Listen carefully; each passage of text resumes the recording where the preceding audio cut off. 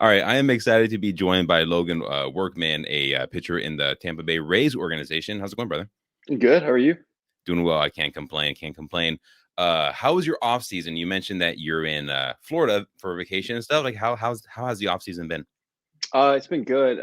With this being first full off season, and after an affiliate season, it's new. Hmm. But it's one of those where you kind of have to become the baseball player off season without coaches, Hmm. where you're doing your own thing, trying to figure out the off season and just kind of going day by day. But for me, I felt good. I felt great, and ready to get things rolling towards spring training. Yeah, no, for sure. All right, so I want to jump in and talk about the playoffs with you and the Bowling Green and hot rods and stuff. So that's when I first heard about you because I've had Vernon on, Ryford on, Witten on, Menendez on. So I was kind of tuned into that game because I knew a lot of guys on the team, and I was just watching like you just shove like absolute like absolutely just dominate, and I'm like I gotta have this guy on. How cool was it to get like the first start in the postseason? I started looking at it as to like, okay, if it starts this day, am I going to throw? And then kind of got called into Smitty's office, our manager, and he was like, "Hey, you're starting game one." Um, and Molina was going to start game two, so he's like, "All right, y'all be prepared." And I was like, "Okay." And for me, every game is the same. Go out, mindset, finish out the game, finish out your outing, and then walk away.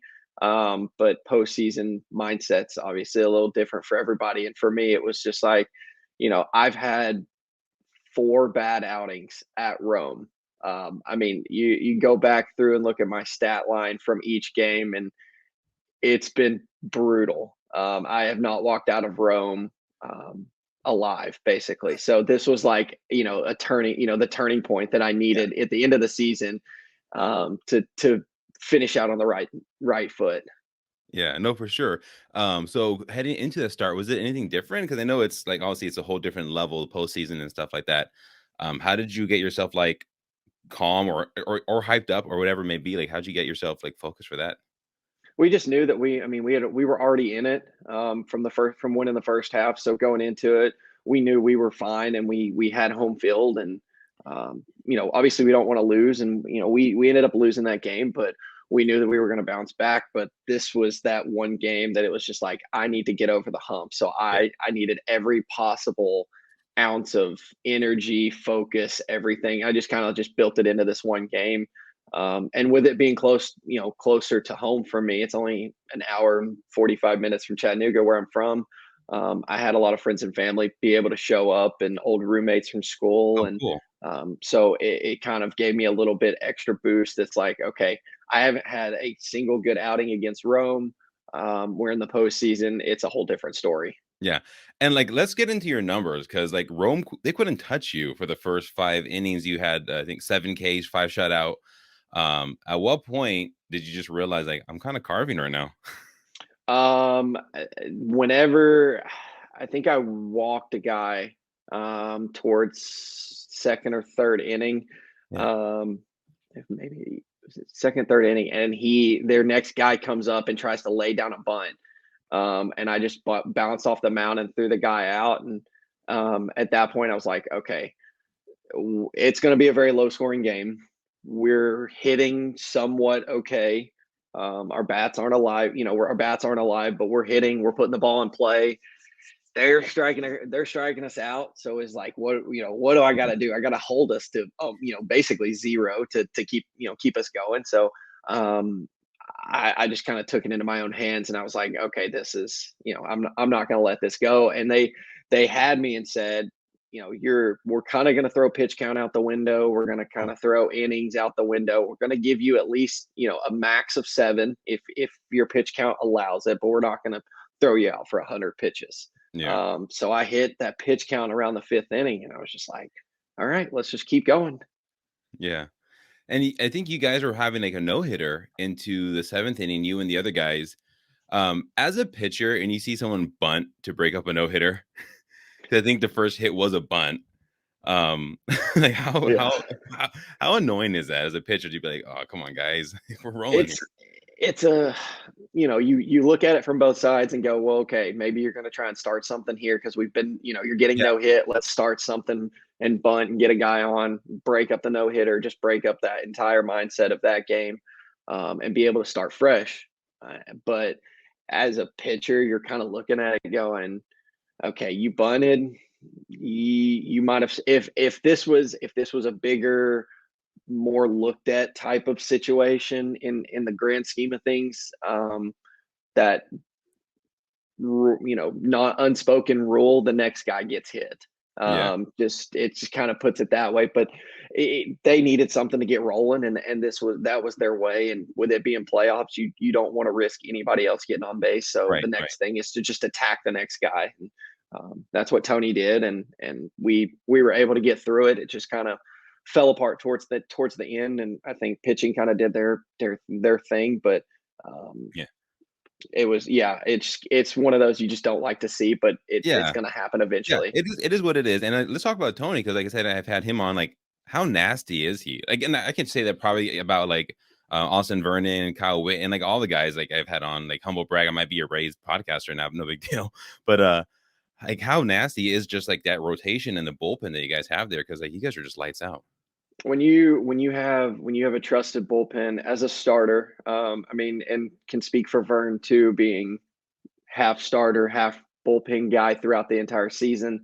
When you have guys like that come out of the pen, who day in and day out you're going to get the same thing with an occasional hiccup, which it all happens. I mean, Yeah, starters do that too. I've done that, but you kind of trust the whole game, basically finishing up, because they did exactly what they needed to do. We had a couple miscues with the defense, in that game, but nothing that you can hang your head on as a pitcher. But you got Tony coming out with 3 slots, you got yeah, Vern coming out with almost 100, and then you've got Witten coming out with basically cut fastballs, cutters that are virtually unhittable.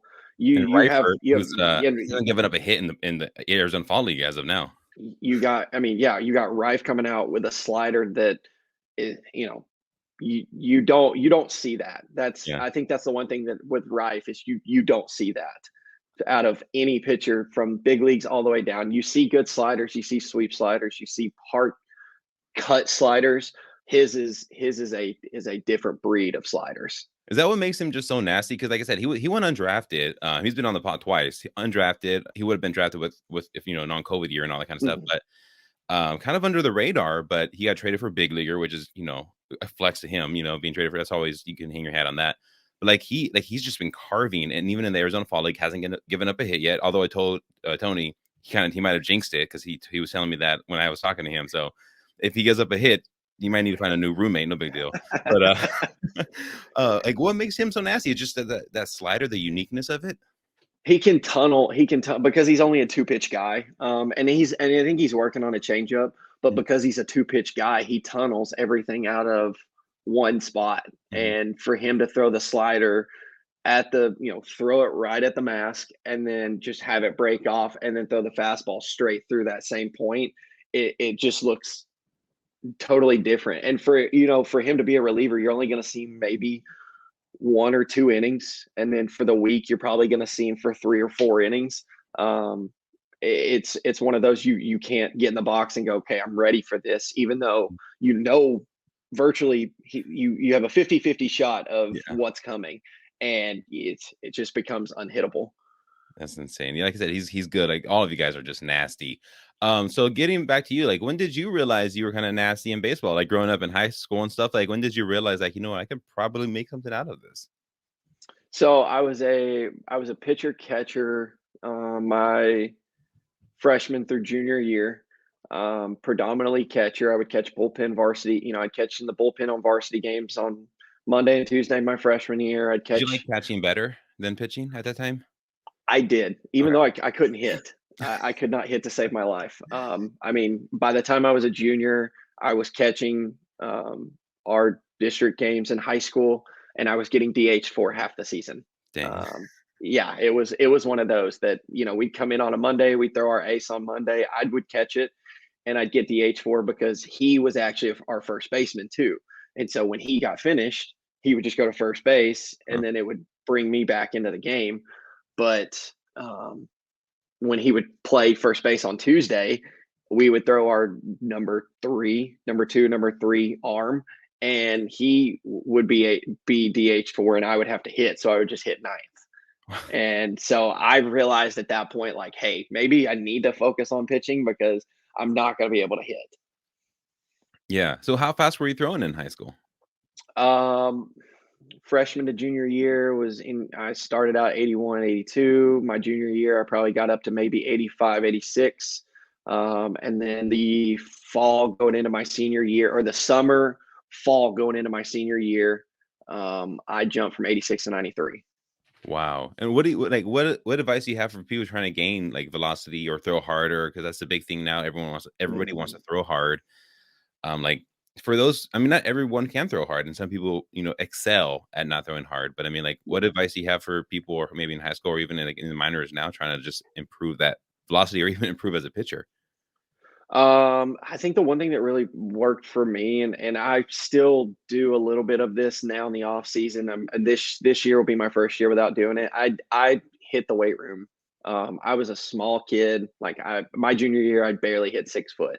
It was not till my junior and senior year where I jumped up about 2, 3, 4 inches, and um, weight room is huge. I was skinny, so for me, I just ate anything and everything I could find, and I still do. Within reason, I still eat anything and everything that's in sight and over time throughout the day. But just putting on weight, I've never really gotten into driveline. Mm. I've never had, like, we've done different drills throughout high school and college. We would follow a little bit of driveline's program, but nothing that's straight out of driveline facility Mm. itself. But I got into a little bit of that and just doing velo drills throughout the week, and understanding your arm and understanding your body and knowing that you're not you don't need to overdo it, but you need to find that line and get to it every day. No, for sure, for sure. So then when you started focusing on pitching as like in high school and stuff, is that kind of when you started realizing like, okay, I can get maybe go to college, maybe play the next level? Like when were you starting to get offers for college? Um, and I think so, I started looking at that as a viable option. The fall was this is the first camp and only camp that I went to. I went to where I actually went to school. I went to Lee University. Mhm. So I went to a prospect camp at Lee University. Um, and from that point on, I basically took a week. I got 5 phone calls or 6 from Lee University, Carson Newman, Bryan College, Columbia State, Cleveland State, and I believe if I'm not mistaken, I had a walk-on opportunity at Middle Tennessee State, and believe Chattanooga State. So I had mostly smaller offers, um, and even at that point in the fall, my pitching coach, who, he's him and my head coach are the two that I can thank for where I'm at Mhm. today. Not only my pitching coach and head coach at Lee University, Coach Brew, Coach Goodnow, both of them have fully developed me as a player and a person to get where I'm at. But the main starter for everything was my head coach, Coach Hensley and Trigg at my high school, and both of them pushed me to go to this camp and said, "Hey, you're gonna get a spot, and you're Mm. gonna get some opportunity." And that was when everything kind of opened up. And then even my senior year, having Rangers and Padres both come into games and having scouts there, and Oh, nice. that was when I knew everything was kind of start settling in. Yeah, once you see those scouts from like major league clubs and stuff, you're like, all Yeah. right, I might have a future in this. Yes. That's awesome. And like, let's talk about your college. Okay, so you go 20-5 with the 2.13 ERA. I think COVID year you were 5-0 with the 0.21 ERA. Like, what was going right for you? Because obviously, like, you were one of the better pitchers in your school in the area. Like, what was going right for you at that point? Um, uh, Everything kind of started settling in. I started my freshman year when I was able to realize that opportunity was there. Going to scout day that we had every year at our field. We would go to scout day, and I would be the only freshman throwing on scout day. I would be the first or second guy my sophomore year throwing on scout day with seniors, with juniors and seniors who are eligible. I'm throwing and I have no eligibility of being drafted as a sophomore. And then junior year kind of rolls around. I'm like, okay, I've gotten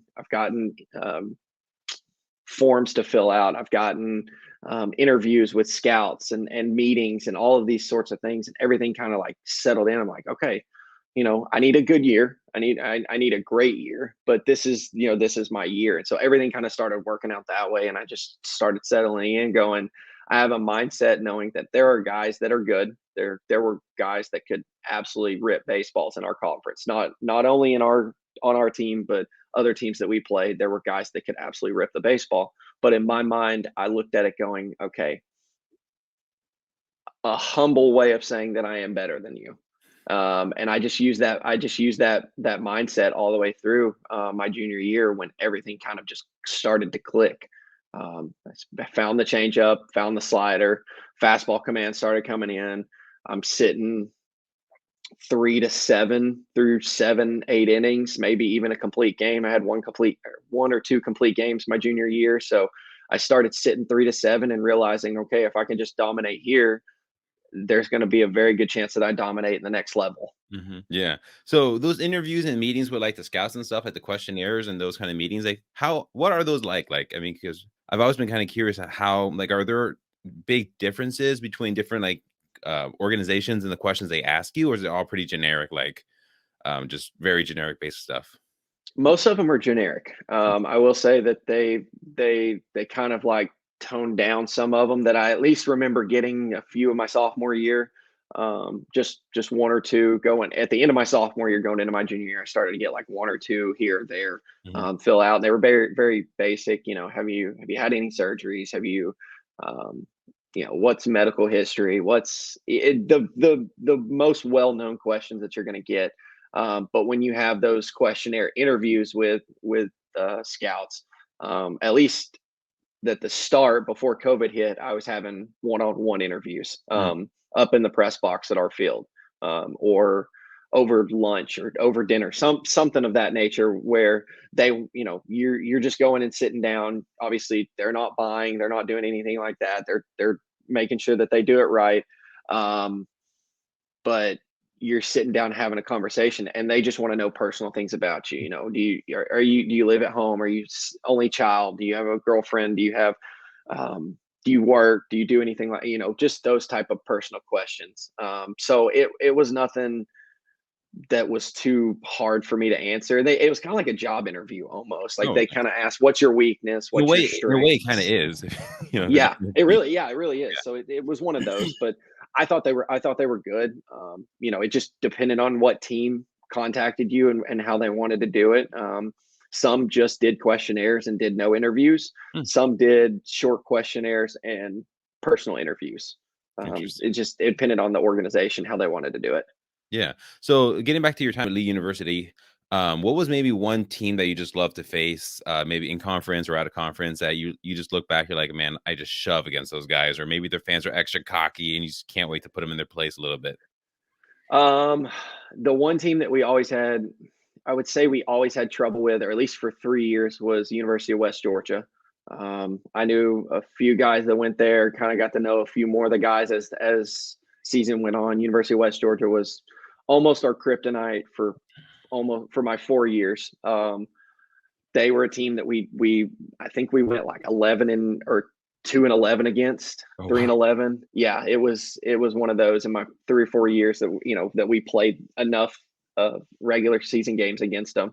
Um, Delta State was a team that was very well known in the Division II baseball. They're very well known. They're very good. They were a team that we always wanted to face, but at the end of the day, kind of struggled with. I would say on the cockier side, that was very, they were good because they could back it up. But they were a little on the cocky side was Valdosta State. Okay. They were very aggressive, very pushy, very um, they tried to get under your skin. A little And it chirpy. for me, yeah, they were a little chirpy from the dugout, and for me, I love that. I love the chirp, the fan chirp, the player chirp. If you hit it, if you're gonna hit it, you hit a home run, you do something great. Tip my cap. Next guy's not gonna do it, but it fueled me even more every time I would just go through the lineup and just put one by one down, and they just kept coming, and then I just keep putting more and more down. That was for me was satisfying. Yeah. Do you chirp back? Like, are you guys somebody who would, because like Tony, like he told me like he was like the Draymond Green when he was in college. Like he was chirping everywhere. He's telling me that one of the coaches at Duke came out mid game and told him to like stop talking because he was chirping so much at Duke when he was playing them one time. Like, what kind of player were you? Would you chirp back at them, or were you just kind of like, I'm just gonna let my game do the talking for me?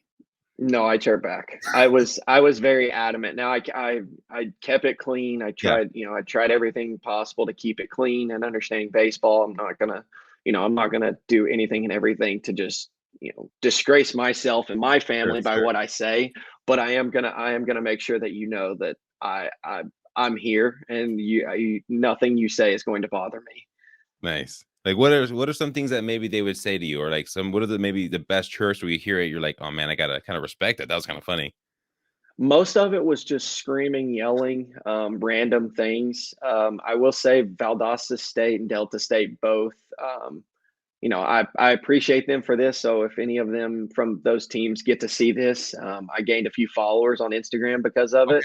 Okay. So they actually like followed my Instagram or requested to follow me at the time, and um, I got more followers out of it, but they tried and use that a little bit and start yelling my username and all sorts of stuff like that from Twitter, Instagram. So they did that, but it was nothing that I personally looked at and was like, hey, that's pretty good. Yeah. But they was more of just screaming, yelling, and random phrases and words and stuff that they'd yell from the dugout. But Yeah. I would turn around and say something back, especially conference tournament. There was one that I did let Auburn Montgomery know a little bit, but yes, so I wouldn't say anything bad, but I would chirp back. Yeah. Usually maybe let them know that you're just gonna start carving against them. Maybe throw up a couple Ks. Yes, or keep them in the dugout the whole time and Yeah. not allow them a chance to get going. That's awesome. That's so cool. All right, so you get drafted seventh round by the Rays. How was draft day for you? Like, were you expected to go seven, or were you expected to go higher, maybe lower? What was kind of like your mentality going into the draft day? We we had looked at a few options of being told 3 to 5, 3 to 6, 3 to 7. I I had hoped for a good 5, 6 round Hmm. jump, but um, I had a few calls in fifth and sixth round, but the money was not very good, and to me it was just like if I'm gonna get an option and get opportunity, I'm gonna get the most out of it, and there were a few that did not allow for that. Yeah. So I was holding out for good opportunities, good teams, and um, good chances to break through. And Hmm. I get a call early in the seventh round from my agent at the time, and he lets me know that, hey, we're going. This is what they want. This is what they're offering. Will you do it? And for me, I didn't even think twice. Like I heard, hey, this is who it is. It's the Rays. This is what they're offering you. Do you want it? And it's straight out of my mouth was, let's do it. Yeah.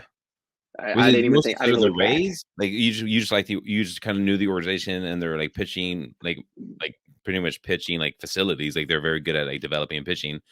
Was that kind of one of the reasons why you're like, all right, let's just roll with this? I like it.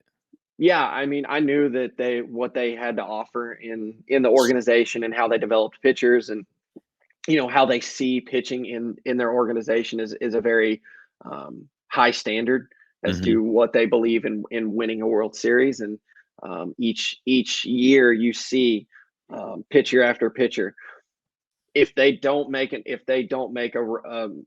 40-man roster, a big league roster Mhm. with the Rays, there's a very good chance they're going to make it with somebody else Yeah, because they're so developed, and every organization looks at it and goes, okay, we have good pitchers, but if we're going to get more pitchers that are just as good or better, we're going to go to the Rays system and right. try and trade and try and get those pitchers out. So for me, looking at it going, I'm going to develop and be the best pitcher I can possibly be in this organization.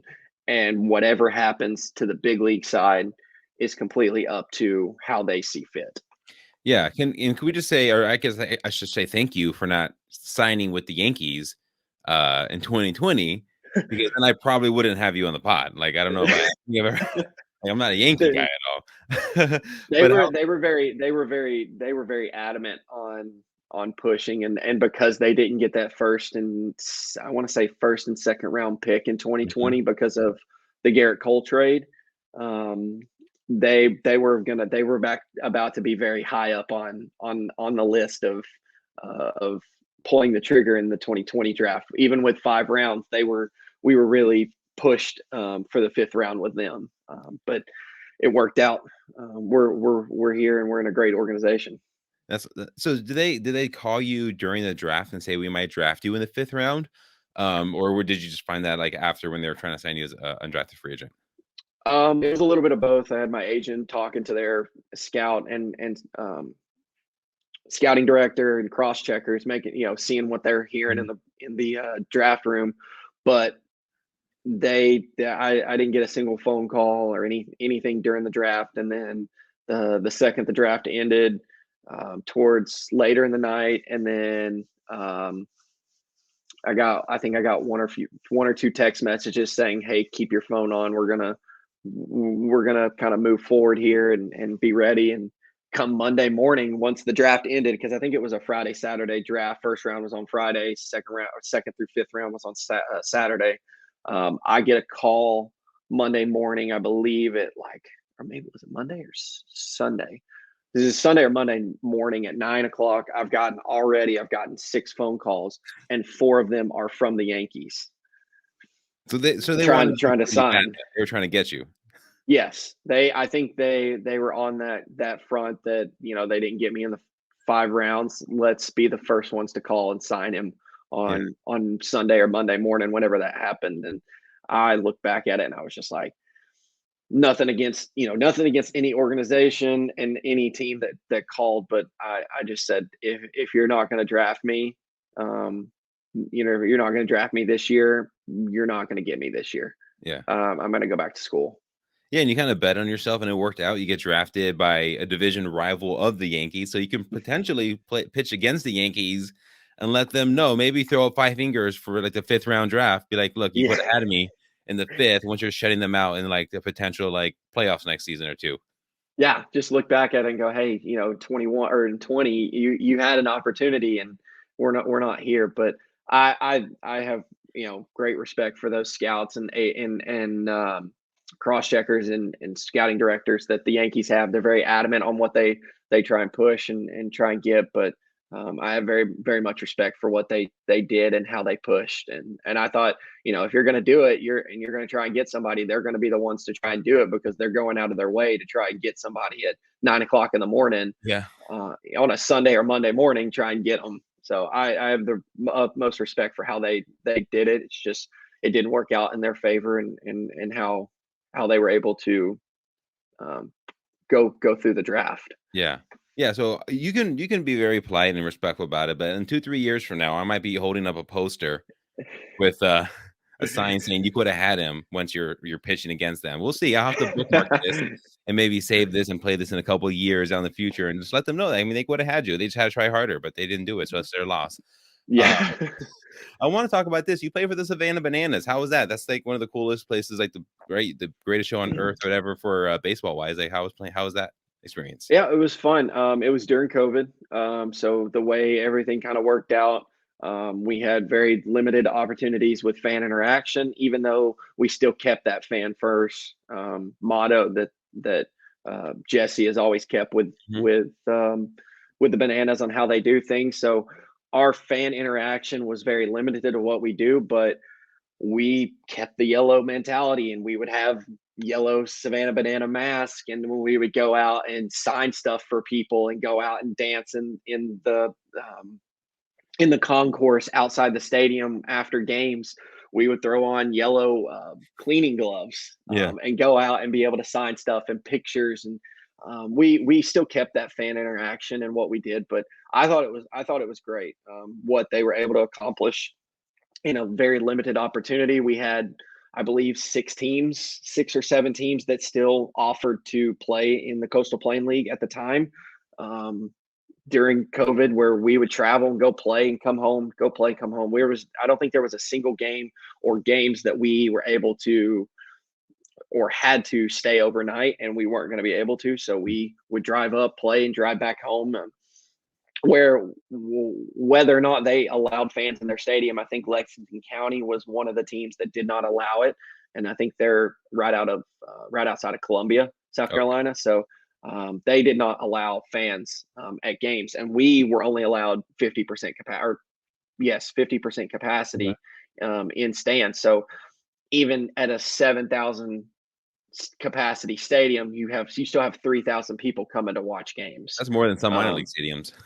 Yes, I mean, and they would sell out. You did not, unless you were a player, unless you were on a player's list to get tickets, and they allowed for, I think we had 30 guys, so you had 60 tickets through players, 100 tickets through Mhm. players. You did not get a ticket to that game unless somebody sold them to you. That's the only way that worked out. Um, but it was fan first entertainment, and interactions with fans were great, and how they accomplish what they have so far and what they will accomplish is great. So did you learn how to did you have to practice dances, choreograph? Because they do all these crazy things. Like what was maybe the one thing that you were like, okay, this is kind of weird, but this is pretty cool just to be able to perform because it is a performance really Yeah. for these fans. Like what was one thing that you're like, okay, this is pretty unique. Some of the stuff that they do now, we did not do, Okay. like kind of the dancing on the field, and because we still played it as summer ball, in the Coastal Plain League. So what they do now is completely full banana. Like that's the best way I can describe it is full banana baseball. Like how they play banana ball, the team that they play, the Party Animals. It's pretty much the same way. So how they play it and how they go about it, is their way. So when we played it, we still kind of have followed. We still had to fully follow the game of baseball and how it's played. But we still got to, in between innings, there's a time, I think it's third or fourth inning, they're doing we had a choreographed dance to a certain song on how we play, at the time of what the song was. And Shark, our DJ, was a guy who, he would say, okay, hey, I'm going to play this song. Can you choreograph a dance? And so our first base coach, who was the dancing first base coach, he is a professional choreographed dancer. So Oh, he nice. knows exactly what you're doing when it comes to it. And so he would come to the game or come to the field. We would play a 7 o'clock game. We would be at the field by 2, stretch ready to go at 3. We're doing, throwing infield, something like that, by 3:30. If you are not in the starting 9, you're not first, second, or third out of the bullpen. You are one of 6, 7 who are scheduled to do the choreographed dance for the day. And so you would be doing it during BP of our BP. You would be doing a choreographed dance, practicing. And so then third, fourth inning rolls around. Hey, you're on this. You're dancing. We have 2 or 3 guys who are on. We would have like a ninth inning ring guy who would walk around with a big sign holding it up saying the ninth. So it would be like kind of like what you see in UFC or boxing ring girls. It would be Yeah. us doing that. We would have different things going on throughout the game. So there's not a dull moment in that game. Even if we lose, I mean, we don't want to lose, but if we lost, you would, you still had fun. Fans would stay till the end of the game No matter because what. they didn't want to miss Yeah, that's the. that's insane. That's no matter what happens, the fans wouldn't leave because they just want to see the whole performance and production and experience, even though they still play baseball and stuff. back then. I mean, they still kind of do now, but it's just Mhm. obviously it's different the direction they're going now. But it's still incredible that you were able to get an experience and be part of something like that, like the Savannah Bananas. So let's kind of talk real quick about like your first year in pro ball. Like how was that for you? Like the experiences, because you pitched really well, 6-3, 2.93 ERA. I'm not a stats guy, but like just looking at your numbers, you did pitch pretty well. You get the first start in the postseason. Like how was your overall first, professional season? It was good. There were some hiccups along the way that I felt like were eventually going to happen midway through the season. It kind of, you're pitching on a 5-day rotation, 6-day rotation, however it would play out. You have 5 starters, and one starter would pitch twice in a week. So, excuse me. It was good. I felt like there was a lot of things that I was able to accomplish throughout the season of being able to say, okay, now I can go 5 innings. I may be able to go six. This is how hitters hit. Mhm. Once you see a team once, they're going to know exactly how to hit you the second time, Yeah. and it's what you choose to do, um, and how you approach the team that you're playing that you've already played 2 weeks ago. You're going into Greenville playing in a series, and they've only seen you once, and you play them, and then 2 weeks later you're playing at home against Greenville, who just saw you 2 weeks ago. So they know, teams start realizing how to hit you and your tendencies, and then you start kind of seeing hitters tendencies. And um, it was just fun. I still having that experience of being able to play in Charleston and then come to Bowling Green, two different cities, two different atmospheres, both of which were great.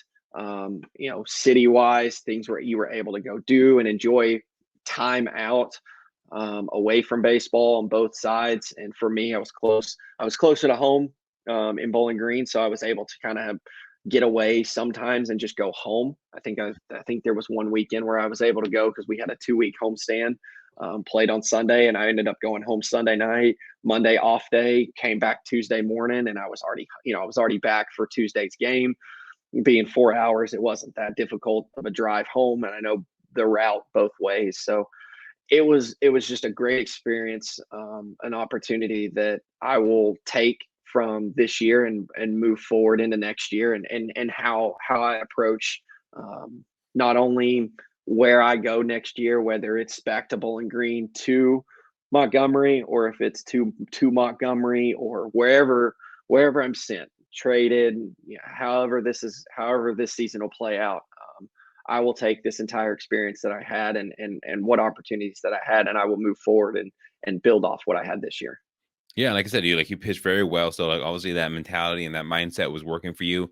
Like off the field, like how was maybe like did you ever go to any city? Because like minor league stadiums are kind of or sometimes in the most random cities in the country, small towns and stuff like that. Like what was one city where you get off the bus, you look around, you're like, where am I? Like I'm in the middle of nowhere. And there's nothing here. So maybe like a subway. Mm, we were when we went to Greensboro. Our hotel was in kind of a, um, business complex, I guess. So there was no gas station. Um, there was no food. There was no shopping center, no mall, no nothing around us. It was only businesses. And so the only thing you were able to do is go to, get on the bus and go on the food bus, at the time. And then if you needed to, you could Uber and DoorDash and stuff. So we spent a lot of money on DoorDash and Ubers to go, because that was the one place where they kept us, that you just go, there's not a single thing here. There's not a single thing to do. And I think Asheville was a little bit like that. We had, a nice hotel. They had a restaurant in the hotel, but the only two things within an okay walking distance were a Zaxby's and a McDonald's. So if you want anything else, you had to walk about a mile or two down the road, or DoorDash. Have you ever pitched? I was talking to Evan. Actually, this is back when he was playing with the Brewers. And I can't remember the stadium, but the hotel was like this multicolored, polka dotted, um, Mother Earth. Like, That's in Kinston. That's yes, down east. No. So when I was in Charleston, the only 2 fields that I got to play at were the Red Sox Low A in Salem, Virginia, and then the Nationals Low A in Fredericksburg, Gotcha. Virginia. Okay, you missed Um, out because I mean that's an experience from what I've been told. yeah, yes. I've talked to Witten and Vern Yeah. and Tony that place is brutal, to say the least. They did not have a good experience, nor did they enjoy any of that trip. But yeah, no, the only 2 that I got to go to, and I ended up getting called up to high A. Yeah, because he got called up pretty quickly, actually, now that I think about it, because Yeah, he only pitched a couple of games, like 20 something innings, I feel like I think I was looking at, and you were just like carving like below 1 ERA. So they obviously moved you up pretty quickly and stuff like that. So good for you for getting to avoid that. Was there any like do you have any interesting like fan interactions? Because I've had guys tell me like fans have asked them to sign their foreheads, fans have jumped on the bus trying to take pictures of them after the games, and security had to like kick them off the bus and stuff like that. Have you had any interesting, fun, or funny fan interactions? I've had a few. There's one that it was not directly happened to me, but I was sitting at a signing table in Bowling Green where they'll take 2 or 3 guys who had either pitched or played the night before, and they'll put them out at a table in the concourse right there by the gate, and they'll do signings. Okay. And I'm sitting down, and it's me, Sean Mullen out of UCLA, and I do not remember who our third guy was. I want to say it was Anthony Molina, but I could be wrong on that. And we're sitting there, and I'm at the end of the table, or I'm in the middle of the table. So I think I've got Molina to my left, and I've got Mullen to my right. And this kid comes up, and it was him and a few of his friends. They get the sign from Molina. They come to me. They get my sign. They look at Sean Mullen and go, "Can you sign this as Bryce Harper?" And he goes, "What do you mean?" And he was like, "No, can you just sign it Bryce Harper?" And he was like, "Sure." And just puts up just a random signature on the box of whatever he was having to sign, just puts up a random signature and then puts down, um, he even put down Harper's number. He just put down a random number and he kind of held it. He goes, "Hey, what's Bryce Harper's number?" And he goes, 11. And the kid and Sean just looked at him and go, "Yes, there you go," and handed it off to him. And he said, "That's not even his number." And I don't even remember what Bryce Yeah. Harper's like his number is in Philadelphia, but he was just like, "Here you go." And he was like, he didn't even ask for his like he didn't even ask for Sean's signature. He just asked him to sign it as Bryce Harper. I don't know, Sean. Does he look like Bryce Harper at all? Like, is there any Not resemblance? no. No. That was the thing. There was no, I mean, maybe a little bit in like kind of how he has like a little bit of But scruff he didn't even ask beard. for a picture. Because if you ask for a picture, then maybe you can be like, okay, that was Bryce Harper, a lookalike. But he didn't ask for a Yeah. picture. He just wanted an autograph on some random thing. Yes, just a here's, I think it was a box of bobblehead nights, and he said, "Here, sign. Can you sign this as Bryce Harper?"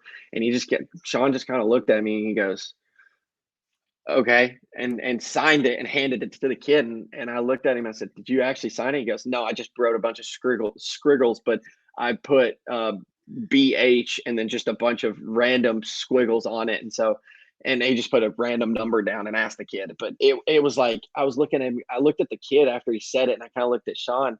And he's a guy that's just kind of happy go lucky, Yeah. and he's just gonna he'll go with the flow and just have fun with the fans and how they go about things. But he just kind of did it. He was just like, "Okay, sure." That, I think that's the one weird one that I've looked at and it was like, that's not right. I've had a few where fans will actually like sit outside of the stadium when we're walking out, or sit close to.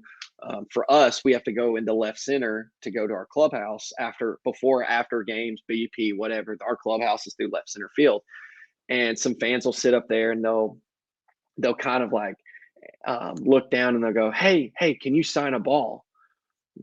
I mean, sure, sure. Had one guy on our team, and he kind of looked up, and this is after Greenville, and he's sitting out with this big um, binder full of baseball Oh, cards, and he goes, "Hey, can you sign a baseball card for me?" And he goes, "Yeah, sure. What's my name?" yeah. It's like, if you're gonna ask the guy, at least, kind of have a recognition. He goes, um, Kyle Manzardo. And this guy, I mean, this guy's 6'8". Like he's tall. He goes, Kyle Manzardo. He goes, nope, try again. Um, Mason Hour. He goes, nope, that's not it. You're not good enough. I'm gonna get on the Was it bus. He Austin goes, oh, Vernon? can I? No, it was Ben Breck. Okay. And he asked him, he's like, hey, what, like you this, and he looks nothing like either one of Manzardo or Mason Hour. Like no resemblance. He has darker hair than either one of them. Very short, kind of cut faded a little bit, and he looks nothing like them. And the guy was just throwing out names to try and get him to sign the book, and he wouldn't do it. He's like, I'm not going to break. I'm just going to get on the bus because the guy has no idea who I am. Yeah. And that's how it is a lot of times. Like that story is like I've heard that all the time where people are like, what's my name? I don't know. You don't even know who I am. You don't even know my name. Like I'm not gonna sign your like autographs. And so Austin Vernon actually told me that I don't know where it was, but someone had asked him to sign a blank index card.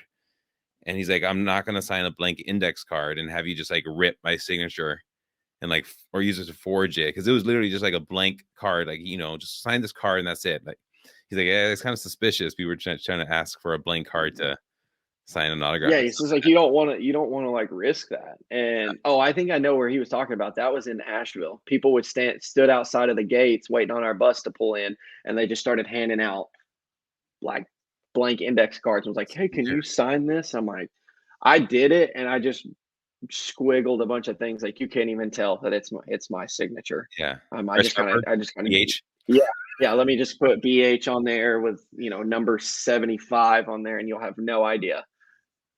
That's crazy. Wow. Well, so off season wise, like obviously, you were on vacation and stuff like that. Like, what's the plan? Like, when you start ramping things up and like that, like, what are you gonna do for to get? Are you a golfer? Like, what do you do in your off season? Mhm. Yeah, I'll play a lot of golf. Actually, the new Call of Duty dropped last night, so Yeah, I've been playing that all morning. In it just I played it at midnight till 1, and I was just like, I can't play anymore. So I'm been playing that, and I'll probably go back here in a little while and jump back on and play a little bit more. So that one dropped. So I've been playing a lot of that. Golf has been very high up, but I will start on Monday when I get back. I fly back on Sunday, and on Monday I will start complete workouts, and I believe probably later into the week I'll start moving my arm a little bit and start doing a little more throwing. But I want to get a little bit into the gym more than I already have been. I've been going once or twice a week just to kind of stay in that rhythm, but now that I'll be doing it 5 days a week, I kind of want to get into the rhythm a little bit more before I start picking up a baseball and start moving that. So I'll probably start moving that probably later into next week or the week after, and start filling that out. But I'll start ramping things up here shortly. yeah. And this actually, and on this, I was going to ask you this earlier. Totally forgot about this. My crazy brain.